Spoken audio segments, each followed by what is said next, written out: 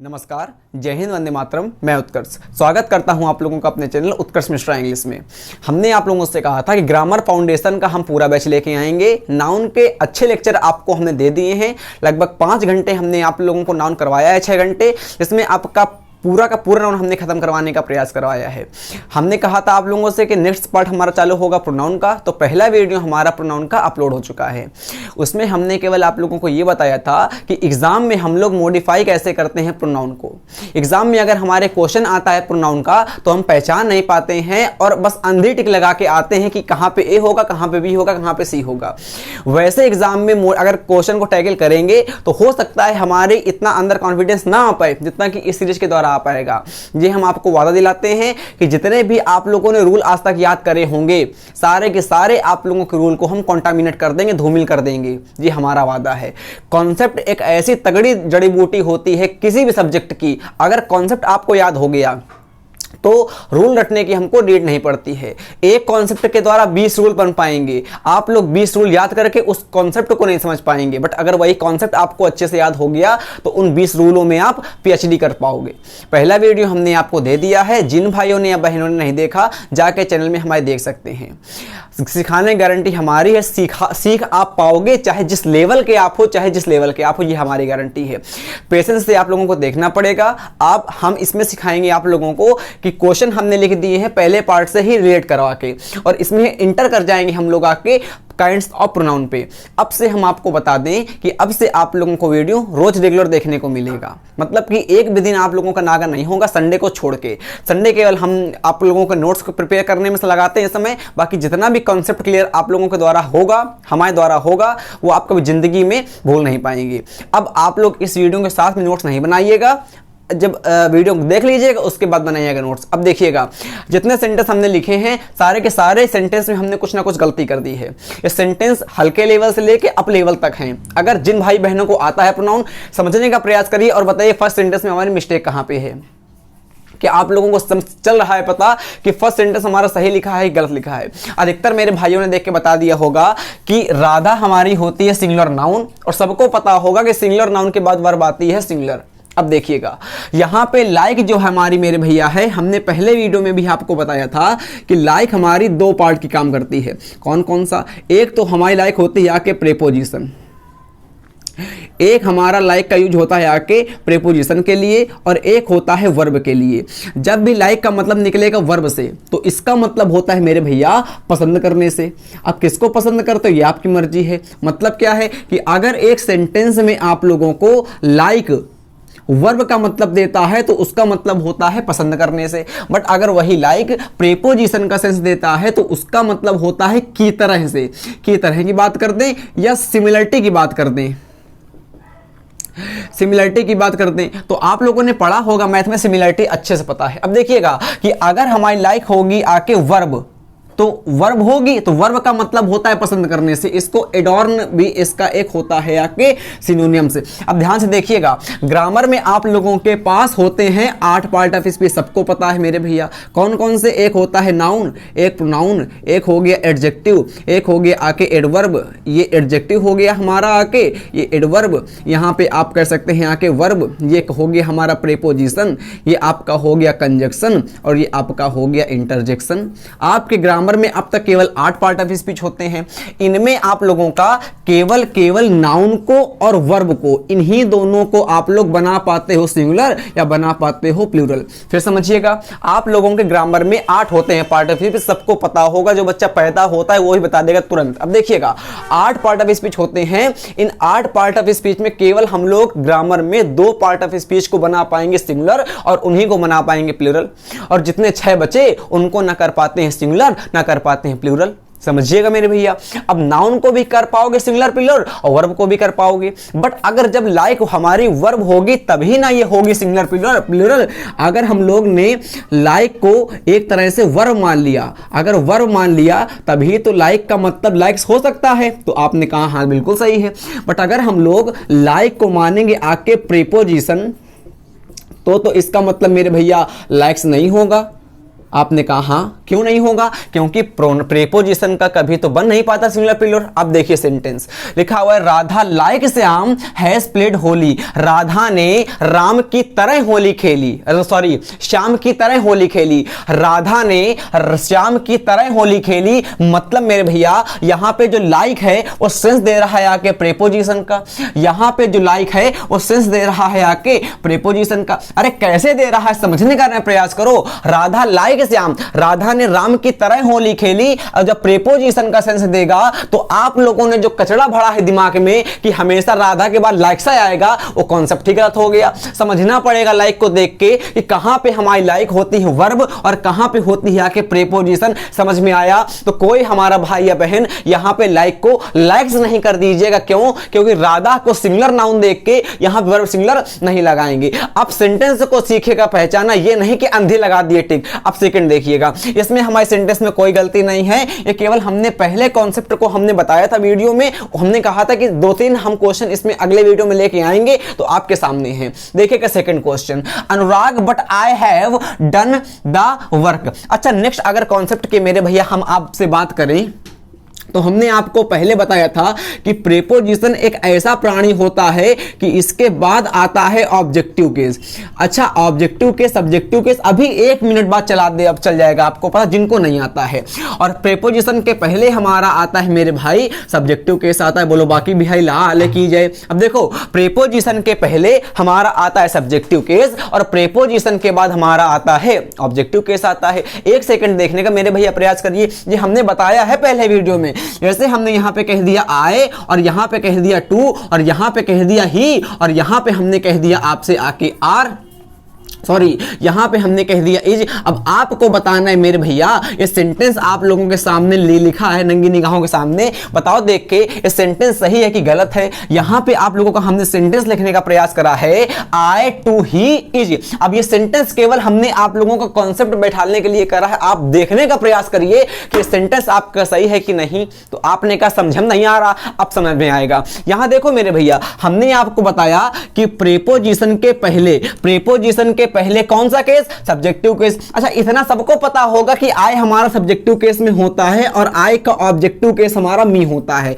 यह पता होगा, जेन्युइन है। अब देखो प्रेपोजिशन के पहले हमारा कौन सा केस आता है? तो आपने कहा कि प्रेपोजिशन के पहले हमारा आता है सब्जेक्टिव केस। मेरे भैया प्रेपोजिशन के बाद कौन सा केस आता है? अरे धाए से कह दिया मेरे भैया, प्रेपोजिशन के बाद कौन सा केस आता है? तो प्रेपोजिशन के बाद हमारा आता है ऑब्जेक्टिव केस। ये ही हमारा ऑब्जेक्टिव केस तो होता नहीं है, ही का ऑब्जेक्टिव केस हमारा होता है आके हिम होता है। इतना समझ में आया? आपने कहा बाकी भी हलाल की जाए। अब देखो ध्यान से, अच्छा जो वर्ब आएगी, अब देखो यहां पे इज गलती है कि आर गलती है कि एम लगेगा। जो हमारी वर्ब आती है वो आती है सब्जेक्ट के हिसाब से। अरे यही ना पति पत्नी का रिलेशन होता है सब्जेक्ट वर्ब एग्रीमेंट का।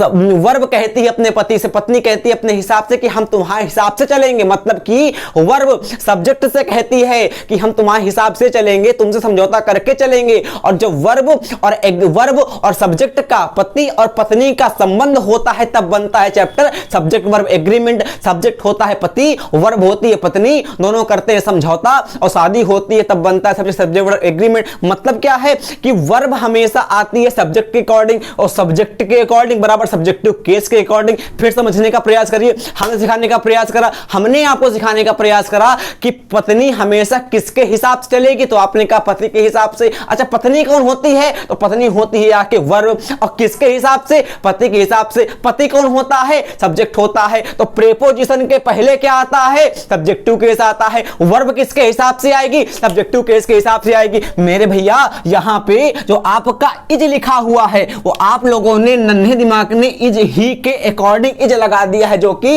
एकदम गलत हो जाएगा। क्यों? क्योंकि इसका पति ये नहीं है, इसका पति ये है। और आए हमारा होता है सब्जेक्ट, इसके हिसाब से यहां पे आ जाएगा एम। समझ में आया? सिखाना बस ये चाहते हैं कि प्रेपोजिशन के पहले आता है सब्जेक्टिव केस, बाद में आता है ऑब्जेक्टिव केस। प्रेपोजिशन के पहले आता है सब्जेक्टिव केस, बाद में आता है ऑब्जेक्टिव केस। देखने का प्रयास करिए question, Anurag but I Anurag but आए। अब यहां पे बट हमारा दो कार्य करता है मेरे भैया। कौन कौन से? बट हमारा दो कार्य करता है, एक होता है प्रीपोजिशन में, एक होता है आके कंजक्शन में। एक सेकंड नीचे देखने का प्रयास करिए। कंजक्शन का मतलब क्या होता है? फेविकोल। देखिएगा कंजक्शन का मतलब क्या होता है? कंजक्शन का मतलब होता है फेविकोल। अगर आपको दो पन्नों को आपस में चिपकाना है तो कंजक्शन बराबर फेविकोल लगाना पड़ेगा।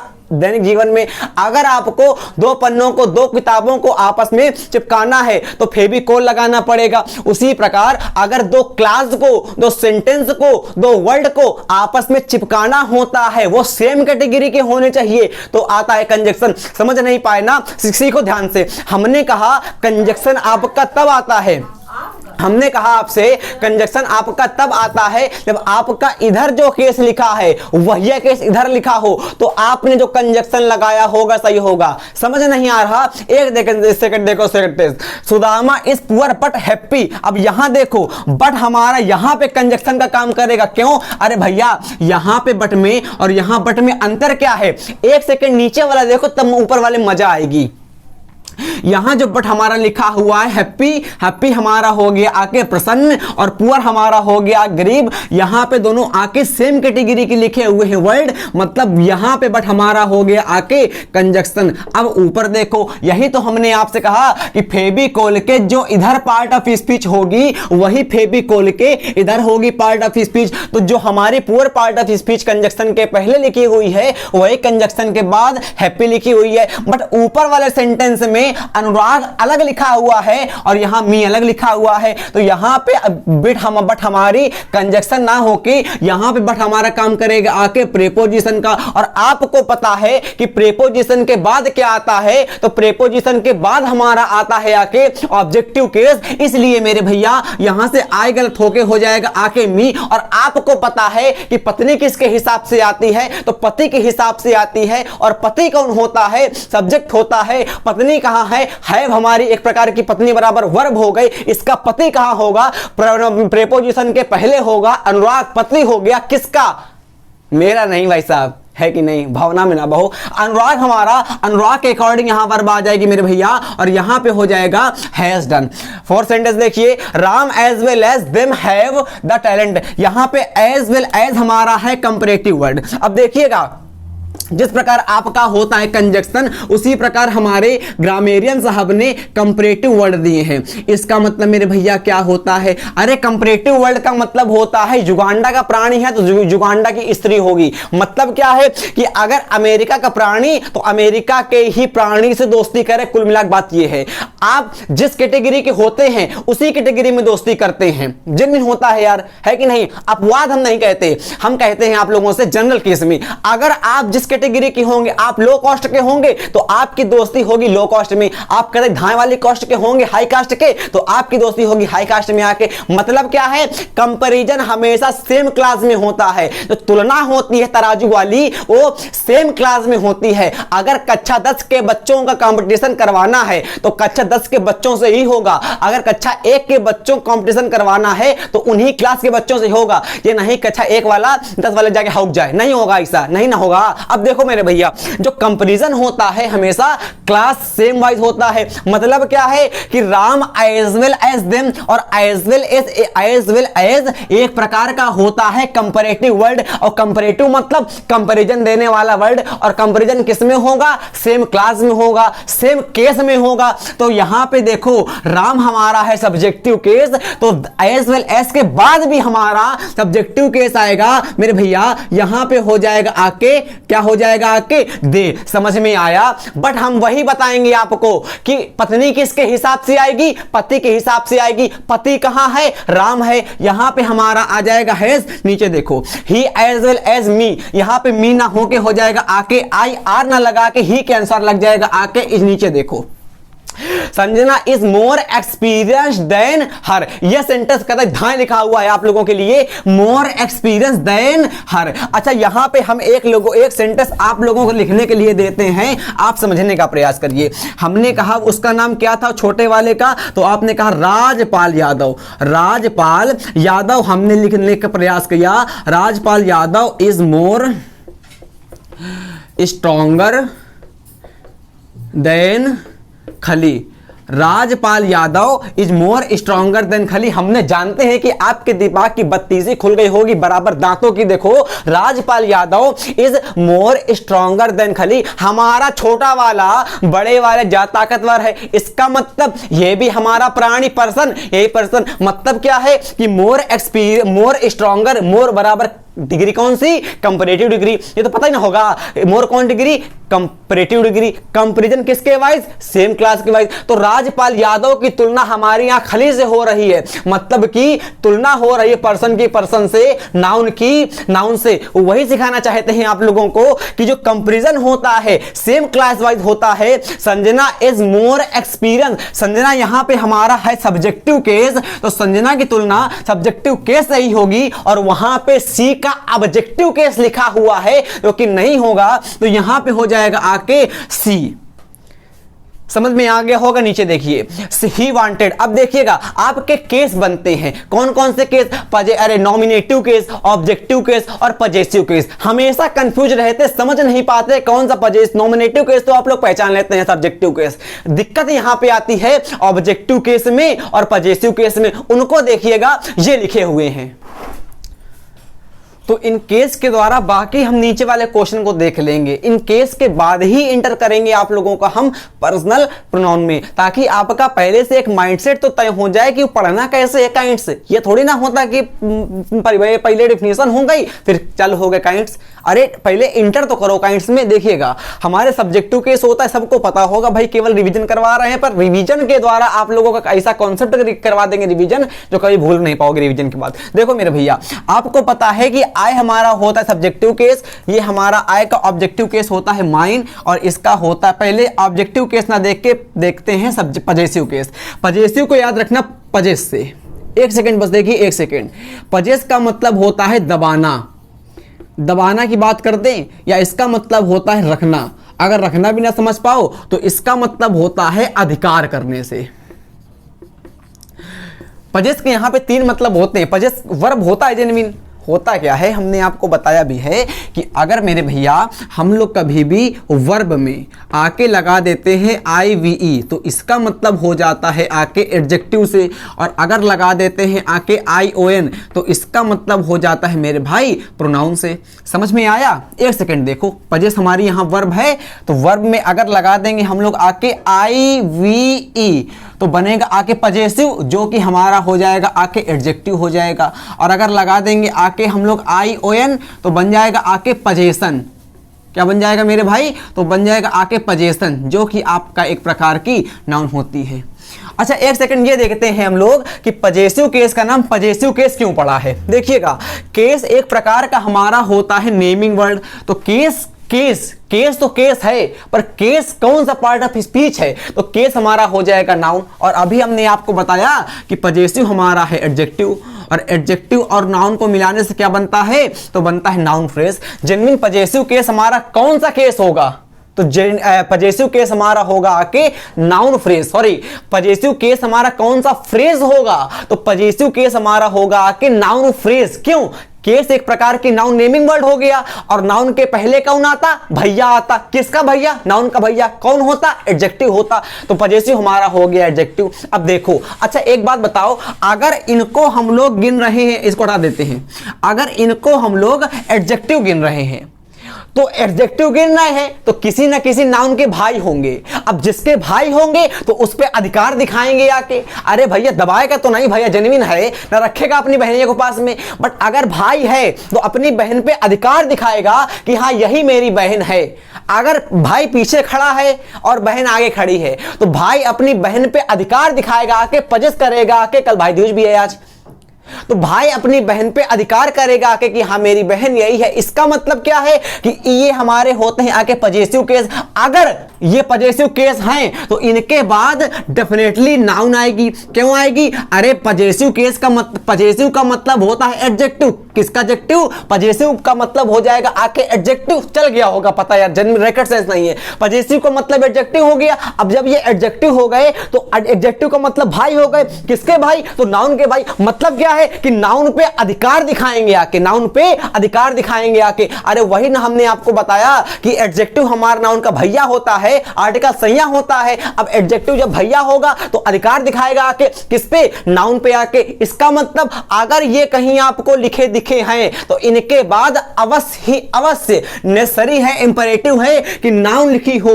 अगर कभी भी माई के बाद सेंटेंस एंड है तो आपका माई हो जाएगा गलत। समझ नहीं पा रहे हो? अरे हम सिखाना चाहते हैं कि अगर आपको सेंटेंस के बीच में आगे पीछे दाएं बाएं ऊपर नीचे कहीं भी ये वर्ड देखने को मिले तो इनके बाद, अब ब्रह्मा जी ने बताया हमको 2 मिनट पहले कि हमेशा नाउन आती है। आ गया समझ में? आ गया होगा। अब देखो मेरे भैया, अब देखो आपको पता है कि सब्जेक्ट के बाद वर्ब आती है, उसके बाद आता है इसका चचेरा भाई जो होता है आके ऑब्जेक्ट। 2 प्रकार का होता है सब्जेक्ट होता है मेरे भैया, एक होता है नाउन को, एक होता है प्रोनाउन को। कौन कौन से को? एक होता है नाउन को होता है सब्जेक्ट, एक होता है प्रोनाउन को। इसका भैया हो तो हो ऑब्जेक्ट। ये भी 2 प्रकार का ना होगा, एक हो जाएगा आके नाउन, एक हो जाएगा आके प्रोनाउन। अब देखना मेरे भैया, जो ऑब्जेक्टिव केस होते हैं, ऑब्जेक्टिव केस यहां समझने का प्रयास करिए मेरे भैया। हमने आपको कहा कि वर्ब के पहले क्या आएगा? सब्जेक्ट आएगा। वर्ब के बाद क्या आएगा? ऑब्जेक्ट आएगा। फिर सीखो, वर्ब के पहले क्या आएगा? सब्जेक्ट आएगा। वर्ब के बाद क्या आएगा? ऑब्जेक्ट आएगा। मतलब क्या है कि वर्ब के बाद हमारा ऑब्जेक्ट का मतलब ऑब्जेक्टिव केस आएगा। कभी भी वर्ब के बाद पजेसिव केस नहीं आएगा। अरे ये तो पढ़ा ना छोटे से है कि वर्ब के पहले क्या आता? सब्जेक्टिव केस आता। वर्ब के पहले क्या आता? सब्जेक्टिव केस आता। वर्ब के बाद क्या आता? ऑब्जेक्टिव केस आता। यहां पे ये बना हुआ है क्या सिनेरियो कि वर्ब के बाद हमारा पजेसिव केस आएगा? नहीं ना। अरे तो ऐसे अगर हमने लिख दिया आई एम, या हमने कह दिया दिस, यहां देखिएगा हमने आपसे कह दिया दिस इज माई, ये सेंटेंस सही है क्या? नहीं सही है। क्यों? क्योंकि ये हमारा पजेसिव केस है। पजेसिव केस कभी भी सेंटेंस के लास्ट में नहीं आता है। अगर यहां पे हम कर दें आके दिस इज माइन, ये सेंटेंस सही है क्या? दिस इज माइन, ये सेंटेंस सही है क्या? हाँ, ये सेंटेंस कतई सही हो जाएगा। काहे? क्योंकि वर्ब के बाद इज हमारी एक प्रकार की हो गई आके वर्ब, और वर्ब के बाद कौन सा केस आता? वर्ब के बाद ऑब्जेक्टिव केस आता, और माई का ऑब्जेक्टिव, अरे आई का ऑब्जेक्टिव केस होता आके माइन। इसलिए ये सेंटेंस आपका हो जाएगा आके सही। समझ में आया? अब देखो क्यों, 1 सेकंड देख लो, हम करवा दें फॉर्मेलिटी। आए इसका ऑब्जेक्टिव केस होता है माइन, पजेसिव केस होता है माई। और सब्जेक्टिव केस की अगर बात करें हम तो वी का होता है अवर्स, इसमें अवर। इसमें आप लोग एस ना हाउक देना, एस हाउक दोगे तो बन जाएंगे आके ऑब्जेक्टिव केस। इसमें दोनों बार में मतलब इसमें एस इंक्लूड होता है तो कभी भी आप लोग हिस्सा नहीं पढ़ोगे। ये पिक्चर हमको नहीं आना है मल्लिका शेरावत की। हिस्स एक प्रकार की पिक्चर है, हमारी ग्राम पिक्चर से अलग होती है, आपको पता ना है। अब देखिएगा, जहां पे हमारा एक एस आ चुका है तो दिन 2 बार लगाने का अर्थ नहीं है। यहां पे हर्ष तो यहां पे हर्ष, इट्स इस दोनों में सेम होता है इट को। वहां देखिए क्वेश्चन में हमने कहा ही वांटेड मी बुक। अब देखो मेरे भैया, बुक आपकी क्या? तो बुक आपकी नाउन, नाउन है, बहन है। नाउन एक प्रकार की बहन होती है। किसकी बहन होती है? एडजेक्टिव की बहन होती है। एडजेक्टिव बराबर पजेसिव केस। इसका मतलब कि माई का, आई का पजेसिव केस यहां पे आएगा तो मी ना होके हो जाएगा आके माई। मेरे भाई सामने आया, यहां पे ही वांटेड मी बुक नहीं होगा, हो जाएगा he wanted my books. Second देखिए, हर्ष पेन, मेरे भैया हर्ष पेन, मेरे भैया देखो आके हर्ष पेन। अब यहां पे पेन लिखा हुआ है,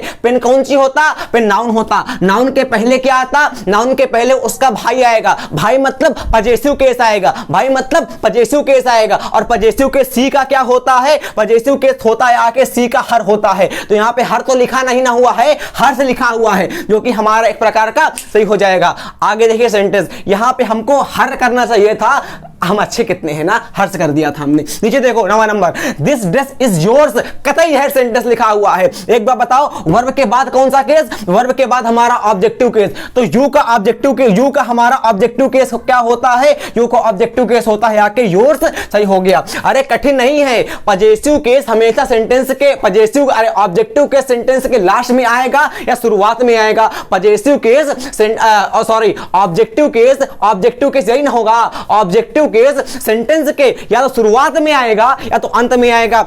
अपने देखने का प्रयास करो, ये हमारा है हर्ष, ऐसा लग गया हर्ष हो गया, ऑब्जेक्टिव केस है। ऑब्जेक्टिव केस सेंटेंस के शुरुआत में आता है या तो अंत में आता है, तो यहां पे शुरुआत में लिख दिया हमने, यहां पे अंत में लिख दिया। कैसे पहचानोगे? एस से पहचान लोगे, एस से। 10 नंबर देखिए, सी एप्रिसिएटेड मी ज्वाइनिंग। अब देखो हम बताए भी हैं आप लोगों को कई बार, क्या बताए हैं हमने बताया है आप लोगों को कि अगर आप लोगों की कभी वर्ब के बाद आईएनजी आती है, वाह, तो ये होती है आके जीरंट होती है, ये पता ना है। फिर सुनो एक बार, हमने आप लोगों से कहा कि अगर कभी भी आप लोगों को वर्ब के बाद आईएनजी लिखी दिखे मिले तो वो जीरंट होता है, पता है। यहां देखो ज्वाइनिंग द क्लब नहीं पहचान पाओगे ना, हम कैसे पहचानेंगे कि जीरंट है कि वर्ब है? यही ना कंफ्यूजन आया। अरे हम कैसे पहचानेंगे कि ये जीरंट है कि वर्ब है? काहे टेंशन लेते हो? Why are you fear? Because Utkarsh is here. देखो मेरे भैया, द क्लब, क्लब का मतलब क्या होता है? क्लब का मतलब होता है नाउन, होता है कि नहीं होता? और ये आ गया आके डिटरमाइनर, इसको हम लोग एडजेक्टिव से जान जाते हैं, ठीक है, दिक्कत तो नहीं ना होगी, ठीक, जान जाओ। अरे नाउन के पहले भैया ना आता है, वही तो कहा हमने। और एडजेक्टिव प्लस नाउन मिला क्या बनता है? एडजेक्टिव प्लस नाउन मिला बनता है आके मेरे भैया क्या? Noun phrase. अब देखो noun phrase, noun phrase, noun phrase तो एक प्रकार की नाउन ना होगी। नाउन फ्रेज जो लिखा है वो एक प्रकार की नाउन होगी, और नाउन के पहले क्या आता? भैया आता। भैया आता कि ना आता? तो ज्वाइनिंग लिखा हुआ है, इसका मतलब ये हमारा एडजेक्टिव बनेगा आके। एडजेक्टिव क्या बनेगा आके? ज्वाइनिंग थोड़ी ना एडजेक्टिव होगा, माई बनेगा आके एडजेक्टिव। तो यहां पे कर देंगे आके मी की जगह माई कर देंगे आके, और यहां पे ज्वाइनिंग हमारी काम करेगी आके जीरंट का। इसमें कंफ्यूज ना रही ना कि यहां पे ज्वाइनिंग को हम लोग जीरंट समझे कि मेन वर्ब की फोर्थ फॉर्म समझे। समझा दिया हमने, फिर समझा दो एक बार। फिर देखो हमने कहा कि क्लब हमारा क्या होगा? नाउन होगा। नाउन के पहले क्या आता? एडजेक्टिव आता। मान लो अभी के लिए इस वीडियो के लिए कि द हमारा एडजेक्टिव हो गया, डिटरमाइनर एक छोटा भाई, तो ये बन गया कि नाउन फ्रेज बराबर एक प्रकार की नाउन ना है। अरे नाउन फ्रेज एक प्रकार की नाउन हो गई हमारा। हम बोलते जल्दी है, दिमाग यहीं रखो, नहीं दिमाग भटका तो भटक जाओगे। हमने कहा कि adjective phrase sorry noun phrase एक प्रकार की नाउन होगी, इसके पहले क्या आएगा? एडजेक्टिव आएगा। नाउन फ्रेज एक प्रकार की नाउन, नाउन बराबर बहन, बहन के पहले भाई आता है, एडजेक्टिव हो गया। तो एडजेक्टिव क्या होगा? मी हो, माई होगा आके। नीचे वाला हिज फादर, यहां देखो मेरे भैया फादर क्या है? नाउन है, पहले क्या आएगा? एडजेक्टिव आएगा, बराबर पजेसिव केस आएगा। नाउन के पहले क्या आता? पजेसिव केस आता। नाउन के पहले क्या आता? पजेसिव केस आता। हिज हमारा आ गया। अब यहां पे ये कंफ्यूजन मत हो जाना कि अरे हिज तो हमारा होता कि दोनों ऑब्जेक्टिव केस भी होता हिज और पजेसिव केस भी होता हिज। हम कैसे पहचानेंगे कि हिज हमारा ऑब्जेक्टिव केस है और हिज हमारा सब्जेक्टिव केस है? आपको पहचानने की नीड नहीं पड़ेगी। कैसे नहीं पड़ेगी? उसके बाद देखो आके, अगर नाउन लिखी होगी हिज के बाद तो हमारा पजेसिव केस होगा, अगर वर्ब लिखी होगी आके हिज के बाद तो हमारा होगा आके ऑब्जेक्टिव केस। अब देखिएगा नीचे वाला sentence, his father did not like him going लिखा हुआ है मेरे भैया, गोइंग। अब गोइंग आ गया, क्या आ गया मेरे भैया? गोइंग आ गया। और गोइंग भी यहां पे एक प्रकार की हो जाएगी आके जीरंट, और हिम की जगह हमारा हो जाएगा आके हिज। देखिएगा टू लिखा हुआ है, टू हमारा क्या होता है? टू हमारा अभी हमने बताया था आप लोगों को कि टू हमारा होता है आके प्रेपोजिशन। प्रेपोजिशन के पहले क्या आता? सब्जेक्टिव केस, बाद में क्या आता? Objective case. तो ये टू प्रेपोजिशन है, इसके पहले बराबर यहां पे हिम गोइंग क्या आएगा? सब्जेक्टिव केस तो आएगा, तो यहां पे गोइंग सब्जेक्टिव केस आएगा, सब्जेक्टिव केस आएगा। और सब्जेक्टिव केस मतलब सब्जेक्ट आएगा। कितने प्रकार का होता है सब्जेक्ट? एक तो नाउन होता है, एक तो होता है आके प्रोनाउन। तो गोइंग यहां पे हो जाएगा आके आके आके आके, वाह बेटे, क्या हो जाएगा? नाउन हो जाएगा। समझ में आया? फिर सुनो, हमने कहा कि टू के पहले क्या आता? आपने कहा कि टू के पहले, अभी बताया प्रेपोजिशन के पहले क्या आता? आपने कहा सब्जेक्टिव केस आता। सब्जेक्ट कितने प्रकार का? दो प्रकार का, एक तो नाउन एक तो प्रोनाउन। मतलब कि टू के पहले हमारा गोइंग लिखा हुआ है, वो क्या हो जाएगा? नाउन हो जाएगा। तो गोइंग बराबर जीरंट, और जीरंट बराबर नाउन, और नाउन के पहले क्या आएगा? भैया आएगा। कौन भैया? पजेसिव केस वाला, हिज हो जाएगा। नीचे देखिए, the company has appointed some telecallers to call theirs client. वाह बेटे, देखो सेंटेंस, देयर्स क्लाइंट नहीं ना होगा, हो जाएगा आके देयर क्लाइंट, हो जाएगा आके यहां पे आके THEIR देयर क्लाइंट हो जाएगा। बट यहां पे कंपनी की बात करी गई है तो यहां पे देयर भी नहीं होगा, आके हो जाएगा आके इट्स। क्या हो जाएगा आके it's, I T it's. It's concept आ गया आप लोगों का। ये नाउन का बेसिक जहां से खत्म होता है वो कॉन्सेप्ट होता है इट्स कॉन्सेप्ट। इट्स कॉन्सेप्ट को आप देखेंगे अगले वीडियो में। अगला सेंटेंस जो आप लोगों का लिखा हुआ है वो हम एक बार और बता दें। I am writing my autobiography. एक सेकंड देखिएगा, मैं अपनी आत्मकथा लिख रहा हूं। आत्मकथा तो खुदा की अपनी होती है, तो इसमें अपनी काय झेल रहे हैं। हमने कहा कि अमिताभ बच्चन स्वयं की आत्मकथा लिख रहे हैं। अरे आत्मकथा, हमने कहा आत्मकथा तो खुद की ना होती है ऑटोबायोग्राफी। इसका मतलब यहां पे माई हटके लगेगा आके इन, सेंटेंस हो जाएगा I am writing an autobiography. 13 sentence लिखे हुए। हमने पूरा प्रयास करा है आप लोगों को कि नई नई बातें सिखाने का प्रयास करें। यह कतई मेरा विश्वास नहीं होता कि रूल लिख दें, 2-3 एग्जाम्पल समझ में आ गया। रूल से एग्जाम्पल से कितना समझ पाओगे ग्रामर, अगर आपके कॉन्सेप्ट तगड़े नहीं होंगे। इसीलिए हम कहते हैं कि ग्रामर का रट्टाफिकेशन छोड़ के किसी भी सब्जेक्ट का मेरे भाई कॉन्सेप्ट सीखो। अगला वीडियो हम सिखाएंगे इट्स कॉन्सेप्ट के। अब आपको वीडियो रेगुलर देखने को मिलेगा। अब जहां तक हमको प्रोत्साहन दे सकते हैं करिएगा, और कमेंट अगर प्लीज करने का प्रयास करिएगा, करिए कमेंट। यहां तक है तो प्लीज भैया कर देना, कमेंट कर देना मेरे भाई, कमेंट कर देना। अगला वीडियो आने के लिए जय हिंद, जय भारत, वंदे मातरम।